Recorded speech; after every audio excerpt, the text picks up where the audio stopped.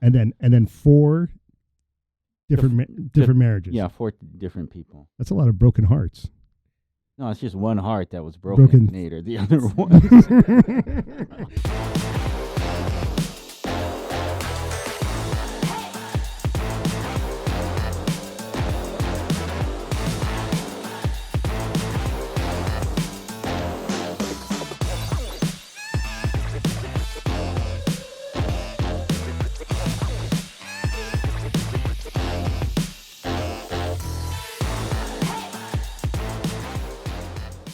We have Kumu Pua, who's been married for high 5 years. 15 years. Oh, I thought we were going to go high fives. Okay. Eric Stack, who's been married 4 times. four No, I'd like to think of it as 25 years. 25 years. So he's Four different people. well, we're going to get into that. Kumu Kale, 0. Kumu Souza, 14. and me, I'm still trying to count it out, so I'm not doing the math right now, but I think it's around 15 years or so, I think. Yes. So, but before we begin, I would like to thank our sponsors. Dan Lyons KK Swimming Class. Come over to Dan Lyons Pool to learn how to swim. He trains anyone from 5 to 16 years old. I didn't have that scripted. I just, from the top of my head, I figured it'd be funny if Dan was, never mind. So this week on O'Hear Radio and the Future of, we'll be talking about marriage. So what is the future of marriage? Well, I have a feeling since you have not been able to add up how many years you've been married, once Aya finds that out, your future won't be very bleak. Maybe one more year. Then I could kind of figure that one out too, So like, okay, been married for how many long? So how long have you been married for? You said you're 25 years total, Yes, total. and then 4 different marriages. Yeah, four different people. That's a lot of broken hearts. No, it's just one heart that was broken. Nader, the other one. The other four were not broken. Oh, okay, they're Isn't that 3 others? Aren't you still married to one of them? Maybe. That's what we're here to talk about. I didn't even catch that. Good catch. It takes a woman to catch Yeah, that. I was like, goodness. Yeah. And then Kumu Kale, marriage. What's your current view of what marriage is? This is coming from a guy This who's is the been future married right here. married 0 years. So here it is. Married 0 years, so I'm somewhat of an expert on not being married. So as it goes, I don't know. I see it as it's kind of, the institution is kind of fading out for at least my generation. I see it. A lot of people are go-getters now, and some people just want to commit to themselves, and maybe marriage comes up usually as a result of having kids. But as far as I see it, not as popular as it once was. You don't see, I think divorce is a lot more popular than marriage these days. Right. You know what the leading cause of divorce is? Marriage. 100%. It's 100%. Yes. Those who are married get divorced. Never mind. So yeah, so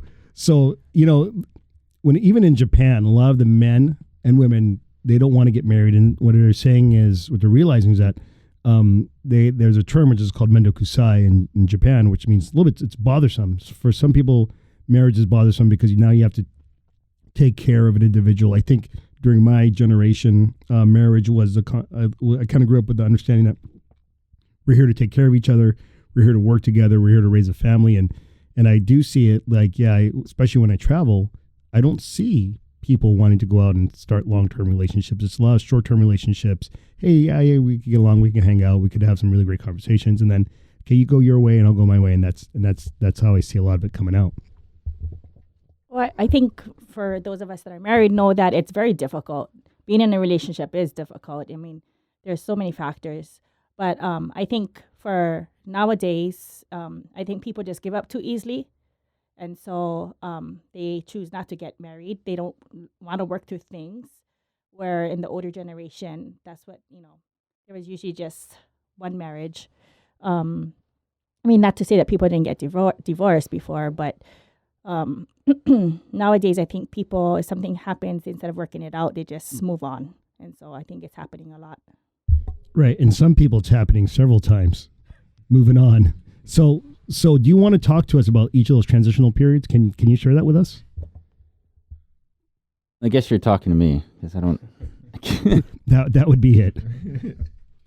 Well, during the marriage period, you always filed your income tax jointly, which saved money. During the You would save money on marriage.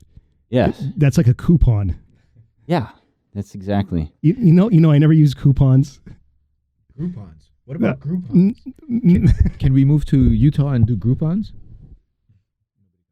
No, Yeah, I got don't it. think I'm not going I to. got that. I got it. It's a Nader joke. It's almost funny. That's part of the reason why marriage doesn't work now. Yeah, so it's hard to, I think. I mean, like Poole was saying earlier, it's the concept of being with someone and working it out. It's psychologically, it's difficult on two people, but at the same time, it's also it's a beautiful thing, like just being together with someone, sharing your lives and raising. Like my thing is like marriage is now the kids are around, and I love my kids and I love my wife, and it kind of evolves over time. I remember when I first got married, it was just me and her, and it was great. And then kids came along, and then there was this big shift for me where I wish someone would tell me, like as a guy, by the way, it's no longer about you. It's no longer about myself. It's about the kids and the family. And that was something that was pretty hard for me to come around. Like, oh, wait a second, there's these other two people in our lives now, and I don't get 100% of your attention. It's been reduced to a fraction of it. And if someone had told me that as a young man, I would have really appreciated that, because I would have known it was coming. I would have known it was going to be there in front of me. Do most guys have that view though? Because I don't think so. No, I just think most guys are unaware of it. I was unaware of it. I was just, I went into a relationship not knowing what it was. I mean, like what marriage actually was. And so like, it's this ever evolving, this ever changing thing, and making it work is pretty tough. I think what you guys both said were so important. And especially with the working it out, I think the timing on working it out is so important too. When one person can be putting in all that time and effort to work it out, but the other is not there. And then when all of a sudden it can switch, which is bring me to what you're saying. It's why get married when you need to work on yourself, and if yourself, which in my opinion is a really smart thing, working on yourself through your life, and if that person fits in, then it's not looked upon as two people. It's looked upon still as yourself with that company.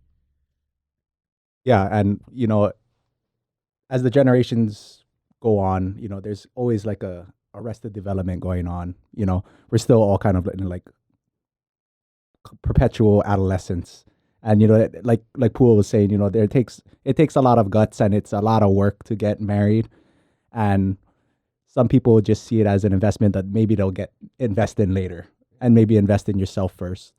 And I think a lot of people are kind of like, especially maybe in my generation, there's a lot of divorce. So a lot of kids like myself, a child of divorce, and you kind of see how marriage goes, and you can see it as some kind of a manifestation of selfishness, which there's good selfishness when you're younger. You should be selfish, and you should invest in yourself, and maybe you shouldn't rush into a marriage where you're not ready. And then once you get into it, you find out, you didn't invest enough in yourself. So you grow disgruntled, and the whole marriage falls apart. That's kind of just like how I see a lot of the younger people maybe kind of looking towards marriages. Maybe I should be comfortable with myself, so that being with another person is a luxury and not a necessity, And that's a quote I bit from somebody else. I don't know. And if you don't know, now you know. Indeed. That was my quote, by the way. Were you supposed to have quotes? Because I have one, but I'll save it just in case we have one. Well, I have a suggestion to this, and this is based on this show I saw the other night about how I think it's Iraq they give out license for temporary marriages. So I think what we need here in America is temporary divorce license. So you're divorced for a couple of days, and then you're married again. That'll wait, save the kids. I want to get this right. So it like let's so say you you have one of those teacher conferences in Las Vegas for a weekend. Right. You get a temporary divorce Right. for 3 days. Right. And then when you come back, you're married again. Okay. But while you're in Vegas, you can do anything you want. There's Right. nothing Right. whatever happens in Vegas stays in Vegas, Your including the divorce. Your theory is flawed, though. No, Because, really? Right. Because, Okay. because whatever happens at home stays at home. So while you're off gallivanting, going to watch the Rockettes. Rockets are in New York, by the way. No, but they were in Vegas for a little while. Not the real ones. But Really? anyway, go ahead. Okay. What's happening at home? Well, I guess if you're solipsistic like you just described, your marriage being about yourself, then yeah, you're going to worry about what's happening at home. But if you're in Vegas, who cares? Or wherever you want to be. I mean, It doesn't only have to be Vegas. Right. It could be the South Pole. Right. So while you're at the South Pole, Yeah. what's happening at home? So they could do whatever they want at home too, right? Is that Yeah, the deal? I mean it's quid pro quo. How do you know they're going to stay at home? You don't have to. That's why you get the temporary divorce. You don't care. But you're gone in the South Pole. Where's your significant other going? They're not significant anymore because you have they're temporarily not significant. To the North Pole. You have But to just you have isn't to there let it something go, like that? like on Finding Nemo. Isn't there? Let go, Marlon. Let go. Finding. Is it, wait. Nemo, or is it not frozen? It's frozen. It's frozen. No. Finding. No, Finding Nemo, where Marlon had to let go of Nemo. Yeah, You just have to let go of your. Was that part. Yeah. But isn't that what legal separation is? I mean, on the taxes, there's like divorce and there's legal No, separation. I'm sure with like legal separation, you're paying some lawyer, a lot of money. With the temporary, you can get those at like a machine. At, You can. There's probably an app for it that they can use. That you at can Walmart. have. You just have this app, and as long as Drive both up at people, Target. I think Eric, you could capitalize on this idea. You could retire from school. You'll not need to be a teacher anymore, and you could make lots of money with this little machine that gives. no, I'm just gonna do okonomiyaki for. All right. Yeah. Right. You're gonna be flipping patties. Trump. I mean, Trump. Oh, the quality of living. Bush. Yeah, maybe that's why marriage is a different thing now. Is that a lot of women, their roles within the household have changed. So maybe marriage is a more of an outdated thing because maybe it inhibits them in their career or their pursuit and self-fulfillment. So maybe people are, like I said before, they're investing more time in themselves. So I don't know if our marriage is going up or down. I haven't done any research. I just saw a statistic that right now divorce is 45 to 55% of people are getting divorced. I just saw that. Right. And the truth is, like, the people that you marry and the people that you're with 20 years from when you were married, they're different people. We were different people. I was a different person 20 years ago. And so it's that ability to adapt with that person. Yeah, I appreciate you using that third person pronoun, people, because you've only been married to a person. In 2018, the marriage rate in the United States stood at 6.5 per 1,000 people of the population. This is a decrease from 1990 levels when marriage rate was 9.8 marriage per 1,000 people.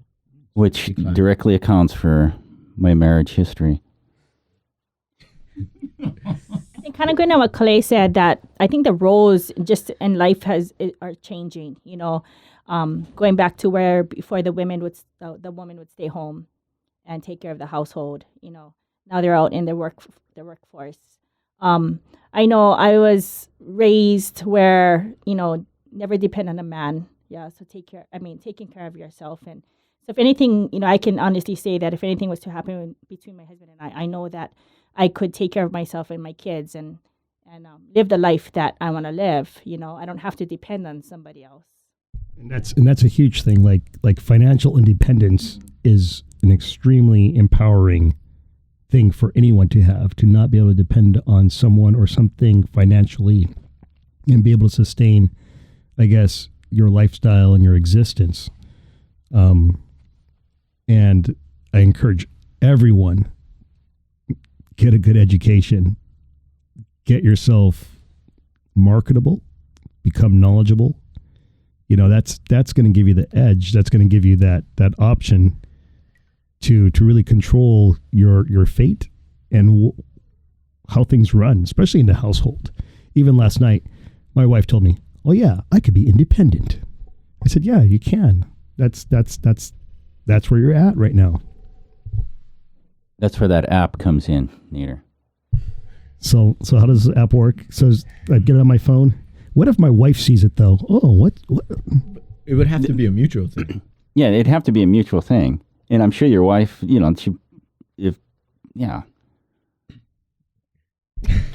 But I'm just thinking that from the computer program, you have to have these two apps that have to like communicate with each other. And then what if the wrong person you sends? just need one app, and then both of you fill it out on your phone. What if there's something? No, you got to have two because you don't. How do you know? Like a guy like you would just like, okay, and then hit send. You're divorced. She agreed upon it. You got to get one on her cell phone so that way she has like the fingerprint recognition, your fingerprint recognition. You guys press it down. Okay, it's confirmed simultaneously. I know what you. My marriage runs on trust. That's all I got to say. And all four of them. Wow, that's a lot of trust going on there. I'm just saying the trust meter is like, whoa.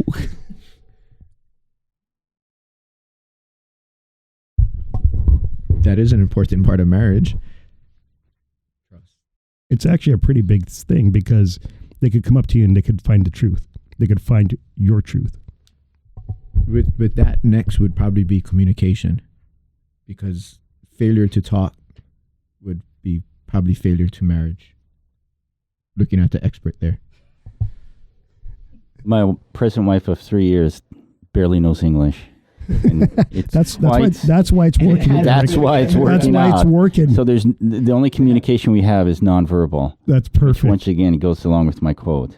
Well, I think about 80% body language, something like that. Oh yeah, 20% verbal. Yeah, words. Yeah, words. Words. Yeah. Words is only 20%. Right. What was I going to say? Shoot, I had something pretty funny. Okay. So my grandparents have been married for over like 50 years, and it's pretty awesome. And that's kind of how it was with the old schoolers. So I'm just kind of wondering, like, what do you guys think? Is there like a decline in trust, or just a decline in conservative religious values, or what's going on with everybody? For me, given the state I'm in, recently just separated from my wife, and it was definitely a lack of communication. That's why I think it's so important, because as Ms. Kalani Peel was saying, that you have to, talk and work things out and stuff like that. And it is kind of a tough issue, because as you're trying to work it out, I think the older generation, because my grandparents, man, they were together for like 55 years. So the older generation, it wasn't so much, I hate to say it, but it wasn't so much equality at that time. It was a little bit more, God, it's such a horrible word, prehistoric point of view. And when things change, it's great. That change is good for equity and stuff. Everybody should have their place in their house. But then comes a whole bunch of other things. So when you don't talk things through, or have time to talk things through, the relationship gets left behind. And I can see how that changed now versus before. So last year, 2019, my parents just made 50 years. And so, if you ask my mom, she'll probably say it was not always easy. It wasn't always perfect, but they always made things work. And I think a lot of it had to do with us, with the kids is, and I think they had that trust issue. I mean, they did not have, they trusted one another. But I think, and I always aspire to be like them, and I work hard. I think I work hard. I try to work hard with my own marriage. I mean, we have our ups and downs. communication for sure is a huge factor. And even though I'm a speech teacher and communication teacher, I mean, that's still one of my downfalls. But I think, like I said earlier, I think part of the problem is that people are giving up a little bit too easy. And, for various reasons, I want to say, people have their careers. And so something goes wrong with your relationship, they'll just focus on the career. I just think people are not willing to work it out as much as I think before days, I think. Well, I think you hit upon it. And I think that's the generational difference is that the way of life is different now. Yes.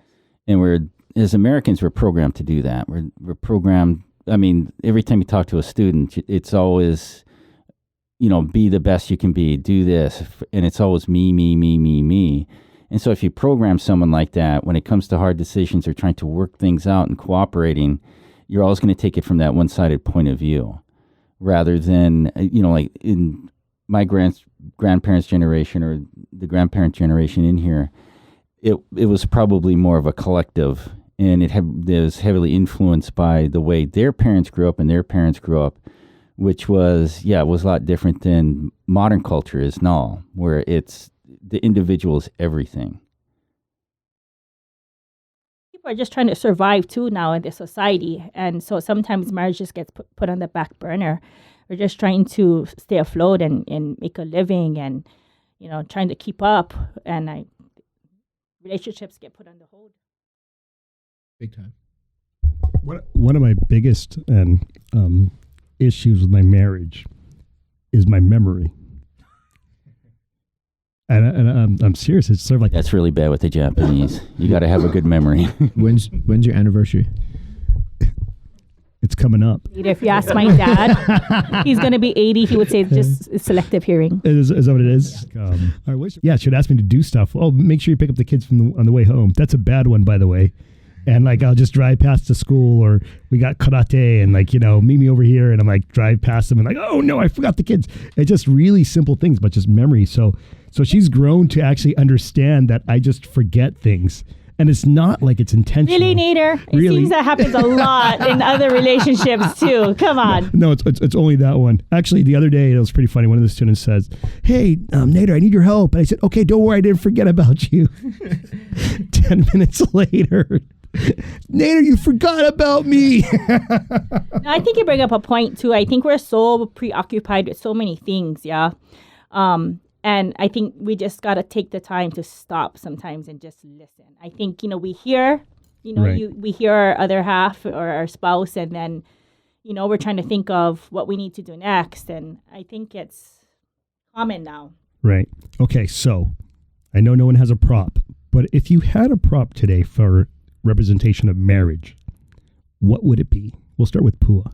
I have my Lauhala bracelet as a good prop, I think, for just interweaving a Lauhala bracelet, weaving together.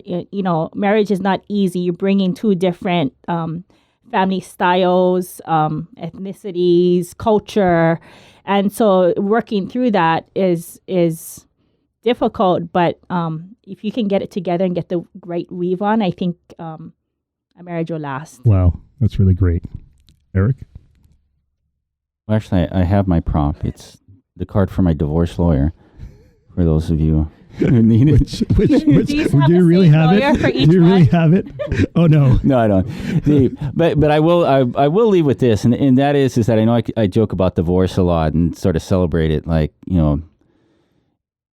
but it is, and I heard that, I forgot what movie this is from, but it is the biggest social embarrassment that can happen to a person, and just so happened to happen to me 3 times. And my final advice is that if to anyone listening, if you have kids, the kids should be the number one priority in your life, unless of course the marriage it's one of those things where you're getting abused, then you'd cut it off. But I think from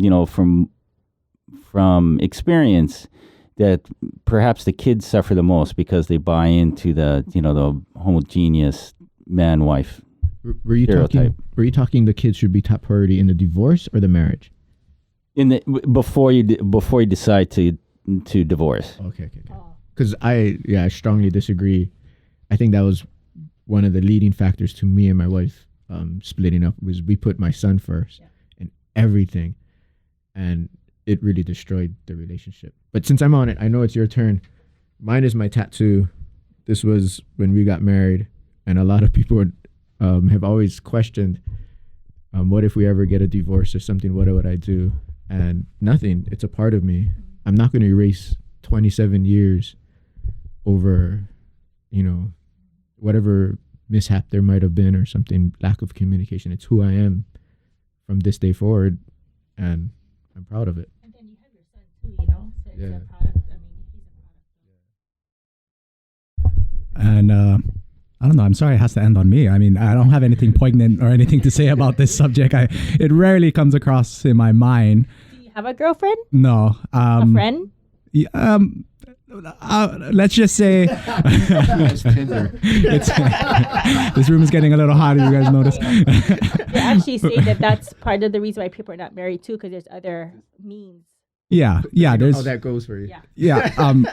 Putting that aside, this room is getting hot now. What you doing? But I don't know. When it comes to marriage, I mean, I just see it as, it's a piece of paper. If you love someone, if you're committed to someone, what does it matter what the court has to say about it, unless it's you have your tax purposes or The IRS is always gonna ask. Yeah. How about the IRS? That's a symbol of marriage, But if you love someone, like you guys said, it's about the kids. As long as you can maintain, or if you have kids with somebody, make sure you love that person. And you can at least hang in until the kid is a well-rounded person. I don't know, marriage, schmarriage. I don't know. That's my.